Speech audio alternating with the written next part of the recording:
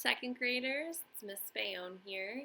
I miss you all so much. It's been forever since I've seen you guys. I hope you all had a phenomenal spring break and you are being safe and healthy and you're ready to get back into the learning. So I'm excited because I am going to be doing a lesson with you today. We are going to read a story together. I'm going to try my best to, in this video, have the story up on the screen on my computer so that you can see it and you can read along with me as we go through the story.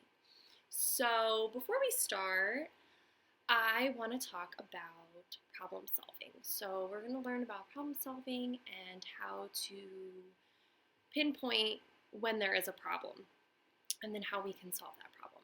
So during this time, as you all know, we're at home all the time with our families. And so my sister and I have been getting into a few disagreements based on which board games or just games in general we're going to play in the house to help pass the time. So the other day, my sister really wanted to play Monopoly. And I really didn't want to play Monopoly. So we got into a little disagreement. And we decided that we would take a step back and really try to talk out our feelings. I told her that I wanted to play Scattergories and I didn't want to play Monopoly. She told me she wanted to play Monopoly and not Scattergories. And what we did was we took 5 minutes out of our day to just really focus on what we could do together and what would make us both happy to help pass the time. So we ended up just going back and forth, saying games that we would want to play, and then eventually we both agreed on Pictionary. So it was really good that we were able to talk about our feelings. My sister was glad that she voiced her opinion instead of just saying, okay, let's play Scattergories, and instead of me just saying, okay, let's play Monopoly, even though we didn't want to do those things, we voiced our opinions and were able to come to a mutual agreement that Pictionary would be the perfect game to play that would make us both happy. So I want you all to think about a time when maybe you and a friend or a family member got into a disagreement about something that you wanted to do together. And then I want you to think how you and your friend were able to solve that problem. Okay, so I would pause the video for a few seconds and just think about it. Think about what the problem was. You can turn to a friend. Maybe you have a family member or a pet, or you just want to talk it to the computer. That's fine too. But I want you to really think about what that problem was. Right? So pause the video. And then we are now going to read a story called The Sleep Under. And so in this story is about one character who is invited to do something with her friends, and she doesn't really want to do that. She's nervous to tell her friends why. And finally, she gets the courage to tell her friends that she is feeling nervous and doesn't want to do what they want to do. And they are able to come up with a mutual decision and try to solve the problem and figure out something else that they can do together as a group. So as we're reading, I want you guys to really pay attention to the problem that arises and then what her friends do with her, what they decide to do that helps solve the problem in the story. All right, so we're going to start. It's called The Sleep Under. All right. Creepy creatures and ghastly goblins, said Kayla, reading the cover of Gabriel's new book. That's perfect for the sleep under tonight. We can bring flashlights and tell scary stories. Yeah, it's going to be awesome, agreed Gabriel. Just then, Max and his twin sister Maddie came across the school playground to say hello.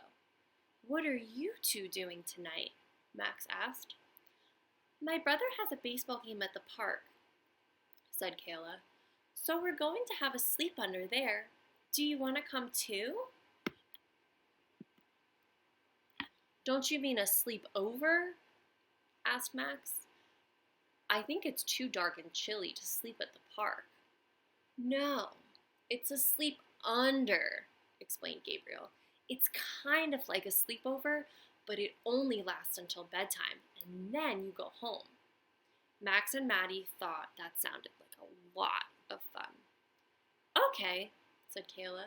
Meet us at the baseball field tonight at 6 o'clock. Wear your pajamas, and don't forget to bring blankets, pillows, and flashlights. The kids could hardly wait for the end of the day. That evening, when Maddie and Max arrived at the park with their mom, they found Kayla and Gabriel at the baseball fields with their families. We brought everything you said, Max told them excitedly. And popcorn, too. Great, said Kayla. Let's get going to the treehouse. Oh, we're going to the treehouse? Asked Max. I thought we were going to stay here. Yeah, replied Gabriel as he picked up his pillow and started walking. The treehouse is just right over there, and it will be a lot quieter.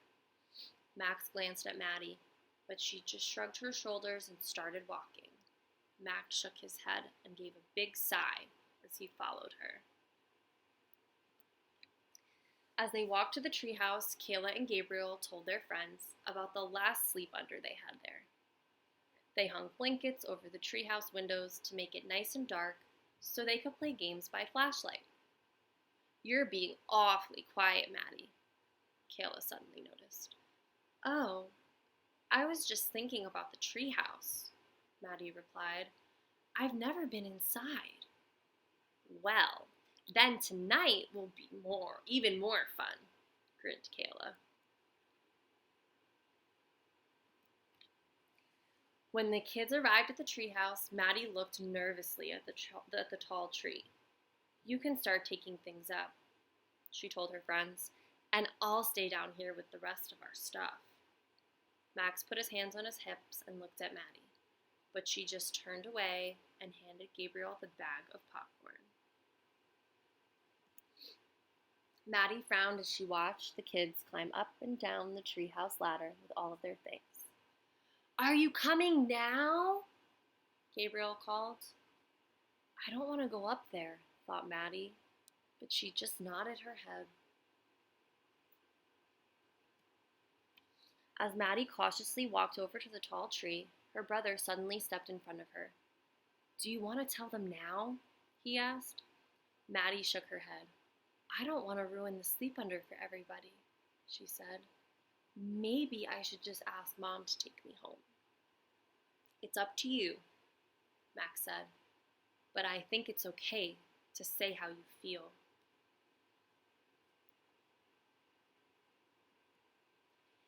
Hey, everything is ready, called Gabriel and Kayla as they climbed down the ladder.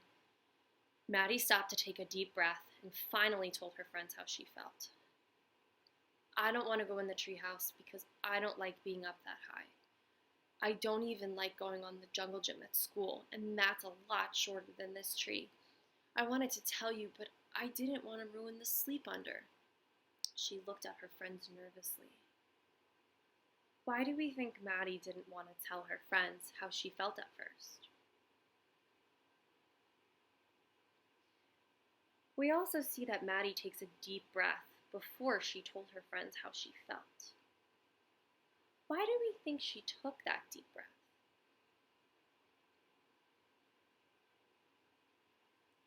Also, what do we think are other ways?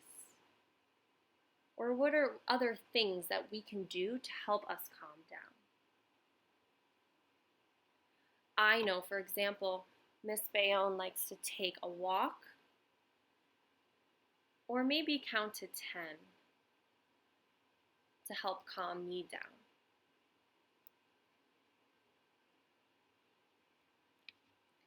And her friend smiled at her. Next time, just stop and talk to us about it right away, said Gabriel. I used to be really scared to climb up there too. Okay, said Kayla. So here's the situation. Maddie doesn't want to go in the treehouse, so we need to figure out a solution. The kids talked about going back to watch the baseball game instead, but everyone still wanted to have the sleep under. I wonder what her and her friends can come up with that will allow everyone to still have the sleep under. And Maddie can also potentially be happy. I have an idea, Kayla said excitedly. What if we just move the sleep under down here? The kids thought that was a great idea, so they hung some blankets from a low branch on the tree to make a fort. After they piled their pillows inside, it was the perfect place for a sleep under. So how did Kayla and her friends solve this problem?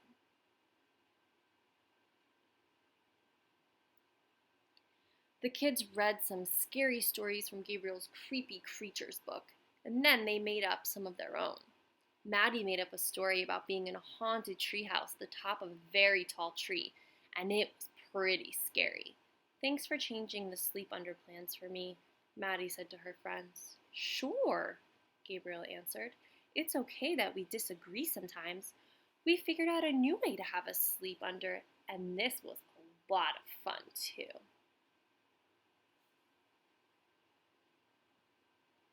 When their families came over to the treehouse after the baseball game and heard how much fun the kids were having, they decided to set up their own chairs and blankets and join the sleep under. Everyone told stories and ate popcorn until the stars began to shine brightly in the sky, and then it was time to go home. They all decided that this had been the best sleep under ever. So I want you to think about what the problem in the story was and how Maddie and her friends were able to solve that problem. Also, why do you think it's important to share your feelings and ideas even if you disagree?